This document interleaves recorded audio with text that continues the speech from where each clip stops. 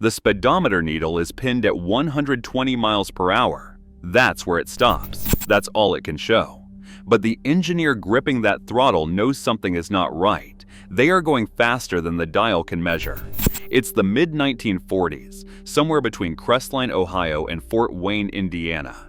A Franklin railway supply technician has been riding these trains in secret for an entire month, timing them with a stopwatch between mileposts. He is not supposed to be there. According to accounts that would surface decades later through interviews with Franklin engineers, these Pennsylvania Railroad T1 locomotives were reportedly being operated in excess of 130 miles per hour to make up lost time.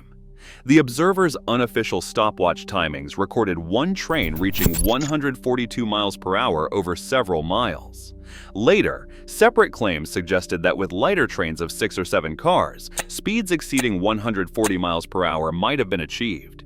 Franklin guaranteed their poppet valves for 100 miles per hour continuous operation, with brief sprints up to 125 miles per hour. They were failing repeatedly, unpredictably. Franklin's testing would ultimately conclude that the poppet valves were simply prone to failure above 130 miles per hour. No material or design they tested could reliably survive at those speeds. 52 T1 locomotives were built, 2 prototypes in 1942, and 50 production units built from 1945 to 1946. By 1956, every single one had been cut up for scrap.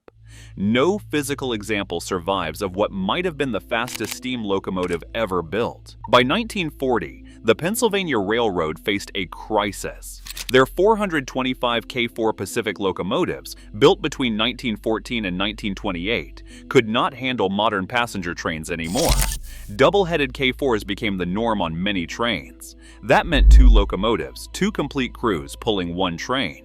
The financial bleeding was catastrophic. Meanwhile, rival New York Central was running powerful 464 Hudson locomotives. Other major railroads had developed massive 484 Northern types. The Pennsylvania Railroad's steam power looked outdated. Baldwin Locomotive Works proposed the duplex drive, split the driving wheels into 2 separate sets, each with its own cylinders and rods, all mounted on one rigid frame. Smaller cylinders meant lighter reciprocating mass and less hammer blow on the track. The design was theoretically capable of unprecedented speeds. On June 26, 1940, the Pennsylvania Railroad ordered 2 prototypes for $600,000. On December 20, 1944, the board authorized 50 production. The T1s cost $14,125,000 in total, which was $282,500 per unit, roughly $250 million in today's money for the entire program. The duplex design had a fundamental flaw that the Pennsylvania Railroad never fully solved. 2 sets of drivers needed perfect synchronization, but were not mechanically linked, just mounted to the same frame. When one set started slipping, the power balance collapsed violently. At 80 miles per hour, Trains magazine called it a scary proposition. Engineers accustomed to K4 Pacifics were given these complex machines with no formal training. They handled the throttle as they always did, causing instant violent wheel slip that damaged the poppet valves. The Pennsylvania Railroad rushed 50 production locomotives into service from 1945 to 1946. Multiple divisions suddenly had T1 locomotives assigned, with crews who had never operated duplex drives expected to master them in revenue service. Franklin Railway Supply guaranteed their Type A poppet valves for continuous operation at 100 miles per hour, with short bursts up to 125 miles per hour. But Julius Kirchhoff at Franklin kept receiving reports of valve failures between Crestline and Fort Wayne. He sent a technician undercover for 1 month, secretly timing trains with a stopwatch between mileposts. According to accounts from Franklin engineers, documented by historians decades later, the findings were alarming. The unofficial timings showed T1 locomotives were often operated in excess of 130 miles per hour. One timing recorded 142 miles per hour over several miles. These findings are unverified. There are claims with no official Pennsylvania Railroad dynamometer tests to confirm them, but if true, it explains the valve failures. The speedometer stopped at 120 miles per hour. Engineers could not see their actual speed. Reportedly, Kirchhoff did not inform the Pennsylvania Railroad. Instead, Franklin tried developing stronger valves using various materials and redesign. The poppet valves were simply prone to failure above 130 miles per hour. In 1947, the Pennsylvania Railroad retrofitted valves made from higher-strength fatigue-resistant alloy instead of mild steel. It helped somewhat, but could not solve the fundamental problem. There are no known boiler explosions or documented fatal wrecks directly attributed to catastrophic mechanical failure of a T1, but the T1 was deadly to itself. The complexity was staggering. The Franklin gearbox housing on the front engine was hidden behind streamlining. On the rear engine, it was squeezed between cylinders.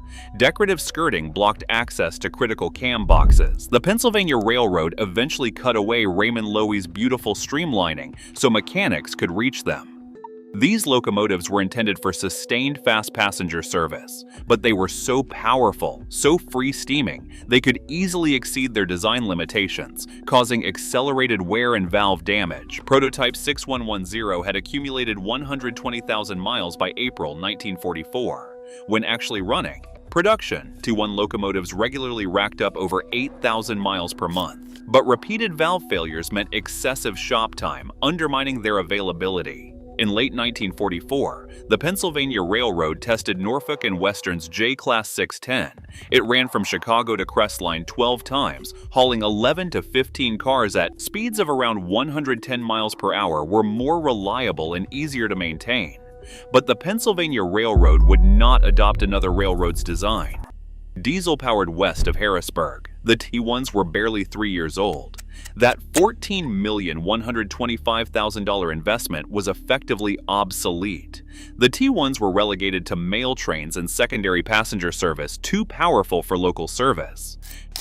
Trains with frequent stops were unsuitable for the Pennsylvania Railroad's heavy freight operations. By 1949, some were withdrawn and stored. By the early 1950s, all were effectively out of regular service. They were dropped from the roster by the end of 1953. Scrapping began in 1951, with the last T1 cut up in 1956. 52 locomotives, $14 million, less than a decade of service. For 8 decades, historians have argued, how fast could the T1 actually go? The official Pennsylvania Railroad maximum was 120 miles per hour.